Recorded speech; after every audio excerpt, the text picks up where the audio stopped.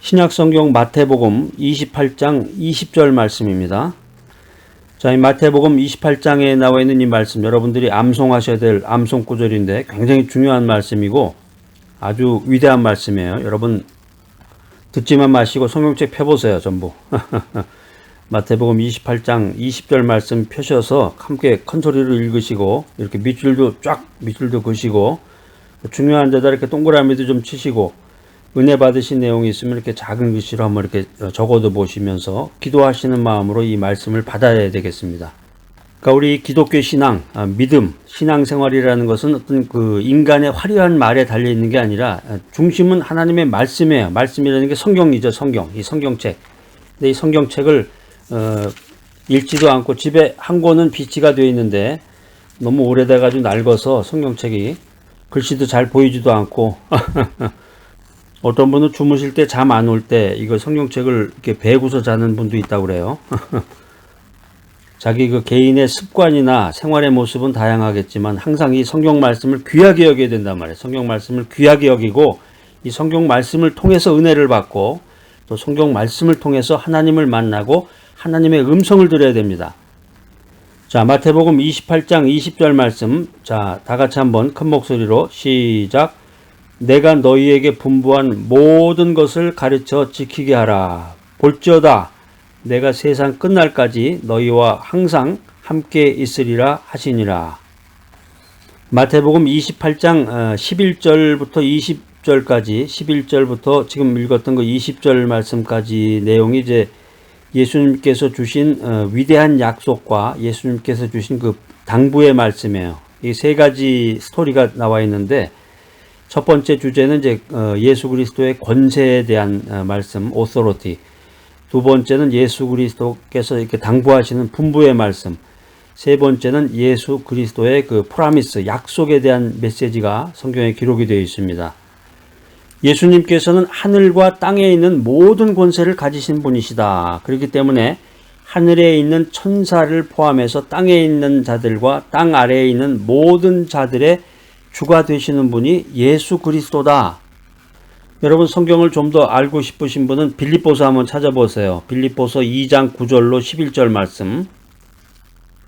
예수 그리스도께서 하늘과 땅에 있는 모든 권세를 가지신 분이시다. 이 그리스도의 권세에 대한 그 메시지를 성경이 전하고 있습니다. 하나님께서는 모든 이름 위에 뛰어난 분이시며 모든 사람의 무릎을 하나님 앞에 꿇게 하신 분이시다. 그렇기 때문에 예수 그리스도를 가리켜서 주님이시다. 이렇게 우리가 시인하는 거죠.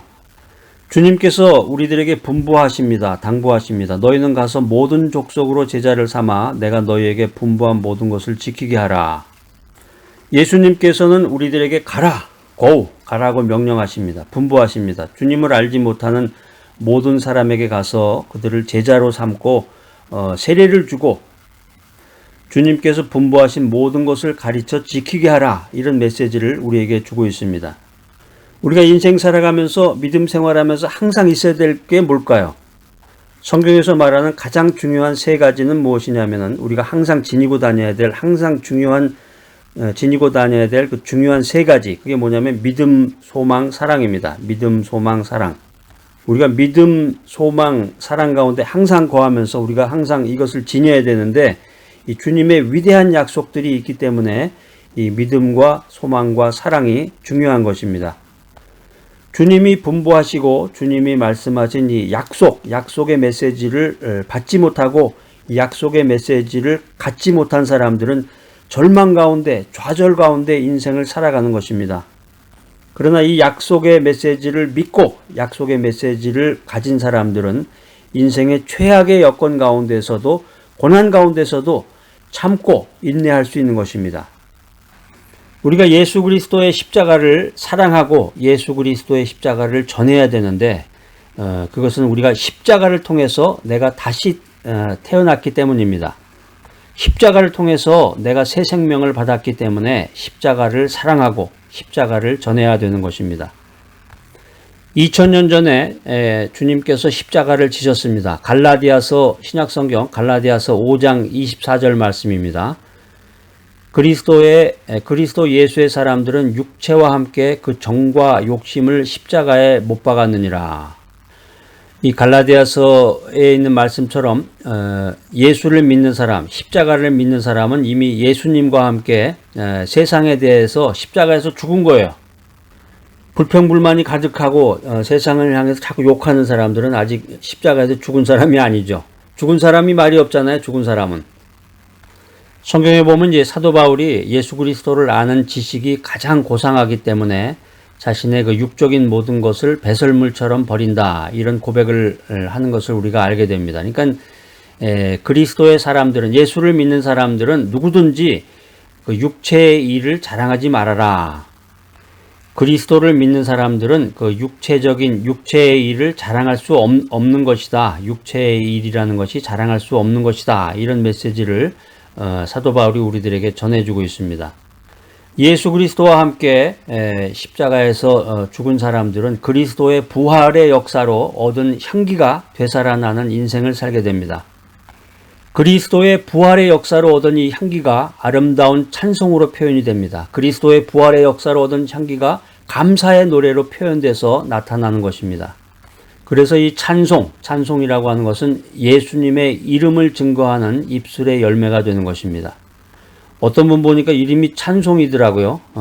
무슨 찬송, 김찬송, 이찬송 마냥. 그래서 그분이 뭐 하시는 분인가 봤더니 교회 그 성가대 지휘자신데 이름이 찬송이에요. 야, 아주 그냥 아이디어가 좋다. 이분 참 이름 잘 지었다. 물론 이제 그 호족상의 이름인지 아닌지는 잘 모르겠는데 하여튼 김찬송, 이찬송 이렇게 진 걸 보고서 야, 이거 참 예수님의 이름을 증거하는 입술의 열매가 찬송인데 성가대 주의자 이름이 찬송이다. 이게 참 너무 좋다. 이런 생각을 했던 기억이 납니다. 그리스도의 부활의 역사로 얻은 이 향기가 아름다운 찬송으로 또 감사의 노래로 표현이 되는 것인데, 이 찬송이라고 하는 것이 예수 그리스도의 이름을 증거하는 입술의 열매가 된다. 이 사실을 여러분들 믿으시기 바랍니다. 우리가 이제 신학 공부를 하다 보면은 중요한 과목 중에 하나가 이제 교회사인데, 교회사를 보면은 우리 이 기독교 2000년 역사가 쭉 나옵니다. 이 기독교 2000년 역사를 보면은 예수 그리스도의 십자가를 자랑하는 것보다 교회당을 자랑하고, 교회당 건물을 자랑하고, 어떤 인간을 자랑하고, 담임 목사님을 자랑하고, 또 어떤 교회의 업적을 자랑할 때가 많이 있었습니다. 근데 그럴 때마다 이 교회사를 보면은 그럴 때마다 교회가 부패하고 새로운 개혁이 싹트고 있었구나 하는 것을 우리가 알게 됩니다. 우리가 신문지상이나 TV 같은 데도 보면은 그 세상 뉴스에 그게 나오죠. 어떤 그 교회당을 자랑하고, 야, 우리 교회가 이제 엄청나게 크다. 몇천 명이 모이는 교회다. 몇천 명이 아니라 뭐 몇만 명, 뭐 수십만 명이 모이는 교회다. 우리 담임 목사님의 능력이 뭐 대단하신 분이다. 또 교회의 업적이나 교회가 이제 했던 활동 같은 걸 자랑할 때도 있고, 지금 이제 한국이, 우리나라가 이제 성도가 이제 1천만이 성도가 있다고 이제 자랑을 하는데, 이 1천만 성도 개개인이 한 사람 한 사람이 모두가 진실로 십자가를 사랑하고 있는지, 또 진실한 그리스도인인지 진지하게 이거를 한번 생각해 봐야 될 때입니다. 통계학상으로 예수를 믿는 사람들이 많다.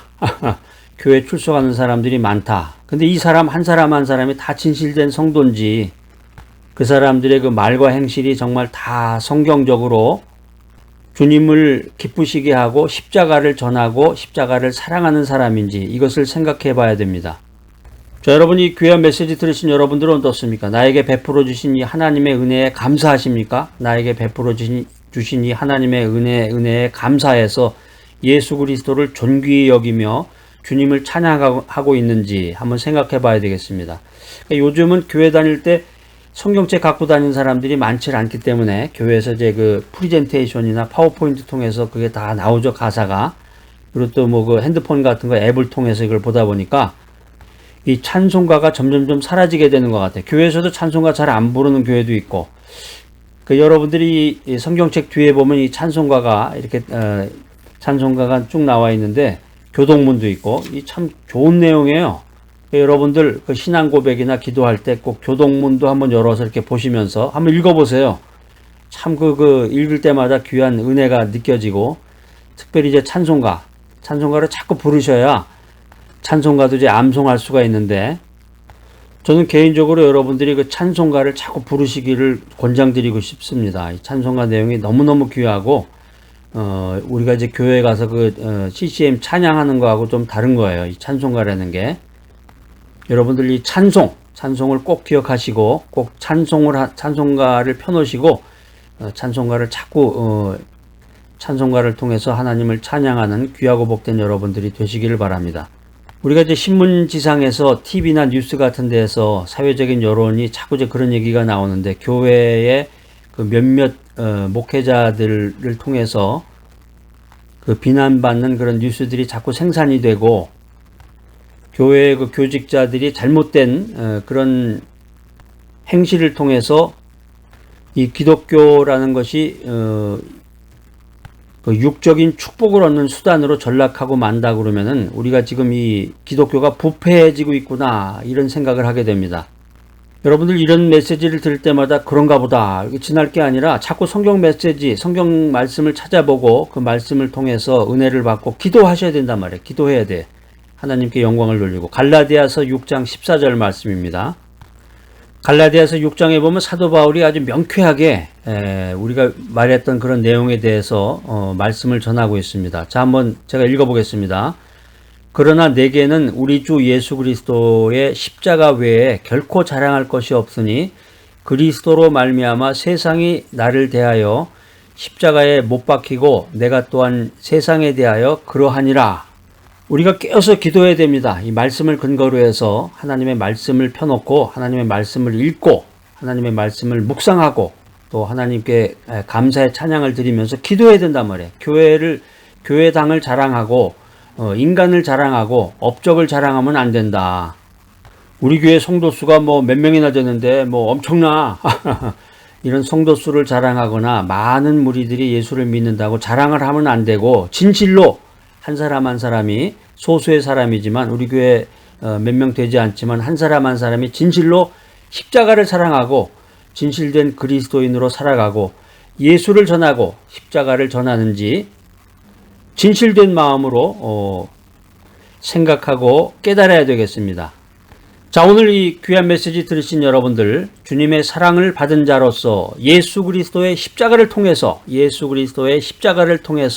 내가 다시 태어났구나, 이 다시 태어났음을 믿는 귀하고 복된 여러분 모두가 되시기를 간절히 기대합니다.